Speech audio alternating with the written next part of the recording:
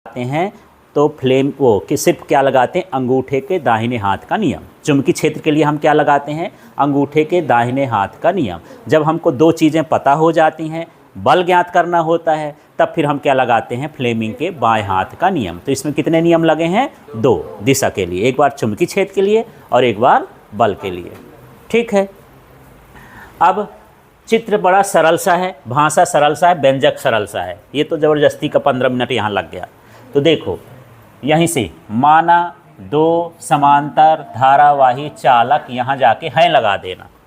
क्या बन गया, माना दो समांतर धारावाही चालक हैं जिनकी लंबाई L है, जिनके बीच की दूरी D है, उनमें प्रवाहित धारा I1 और I2 है। बस खत्म। हाँ, इतना लिखना है। ठीक है, हाँ पेट एट नहीं बोलना है, बाद में बोलना है। अब चित्र हो गया, चित्र के बारे में हो गया। अब पहली कंडीशन क्या लिखोगे, AB तार के कारण चुंबकीय क्षेत्र की तीव्रता। ठीक है, तो ये इसमें नाम रख देता हूँ यार। इस तार का नाम क्या हो गया, AB, और इसका नाम हो गया CD। इसका भी यही वाला है AB, और ये हो गया CD। और मैं बोला चार तार नहीं है, बस इसी को उठा के वहाँ रख दिए। दो कंडीशन, एक समान दिशा का है, एक कहाँ का है, विपरीत दिशा। अब थोड़ा सा ऐसा बना लेते हैं तो ABCD भी आ गया। तो माना दो समांतर धारावाही चालक AB और CD हैं, है ना, जिनकी लंबाई L, उनके बीच की दूरी D, उनमें प्रवाहित धारा I1 और I2 हैं। काम खत्म, एक स्टेप कंप्लीट है। इसको फॉलो करना, याद मत करना। फिर क्या लिखोगे, AB तार के कारण चुंबकीय क्षेत्र की तीव्रता, ये वाला स्टेप है। और इस सूत्र को लिख देते हैं। तो क्या है ये, B बराबर μ0/4 पाई और I, अच्छा 2 पाई है यार, वो सूत्र जो है उसके हिसाब से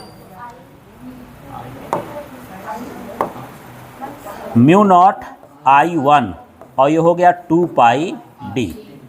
ठीक है, सूत्र होता है R वाला, जो हम रेखी वाला पढ़े थे, वहाँ क्या पढ़े थे, R, लेकिन यहाँ पर D है तो D ले लिए। और दूसरा क्या अंतर आया, देखो उसमें क्या लिखा है I, यहाँ पर क्या लिखा हूँ मैं, I1 इसलिए लिख रहा हूँ कि किस तार की बात कर रहा हूँ, AB में जो धारा प्रवाहित होती है वो क्या है, I1।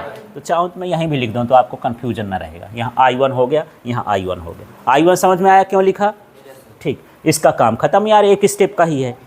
आगे बताओ अब क्या लिखा है, हाँ CD तार पर लगने वाला बल। और मैं बोला था कि इसका चुंबकीय क्षेत्र यहाँ देखना, इस पर कितना बल लगना है वो देख लेते हैं। तो वही सूत्र लिख देंगे। तो बल का सूत्र क्या है देख लो वहाँ पर, F = ILB साइन। अब इसमें थोड़ा सा कलाकारी करना है। क्या कलाकारी करना है, कौन सी तार है वो, CD। तो कौन सी धारा प्रवाहित हो रही है, I2। तो ये हो गया I2, नहीं आया, ये कौन सी तार है, CD में कौन सी धारा प्रवाहित हो, सूत्र में क्या है I, लेकिन I ना लिख के क्या लिख देंगे, I2। यहाँ भी मैं कर देता हूँ, चलो यहाँ IT लिख दूँगा और ये लिख देता हूँ 90 डिग्री।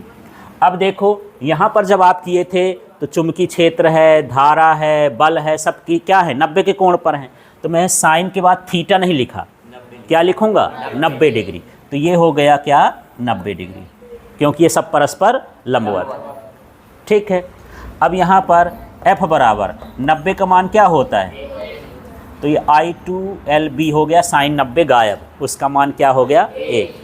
ठीक है, आगे के स्टेप में देखो ये काम खत्म हो गया। क्या लिखा है, B का मान रखना है। हाँ, तो यहाँ लिख देना B का मान रखने पर, मान रखते हैं F बराबर I2L और B का मान बढ़िया कोठा बना के सजा के रख देना।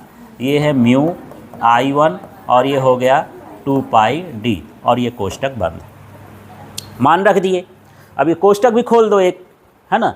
तो जब कोष्टक खोलते हैं तो इनको व्यवस्थित करके रखते हैं, माने पहले नियतांक रखते हैं फिर बाकी चीज़ों को रखते हैं। तो इसमें नियतांक क्या है यार, तो पहले मैं ये देखो F बराबर, अब इसके भीतर नियतांक ढूंढो, μ0, तो ये μ0 लिख दिया।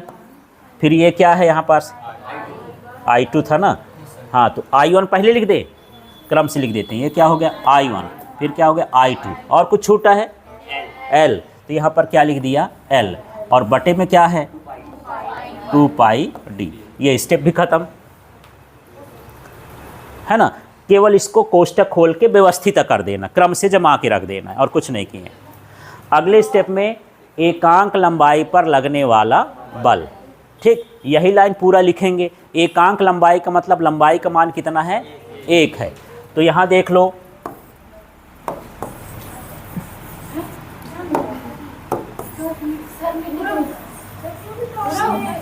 हाँ, एकांक लंबाई पर लगने वाला बल।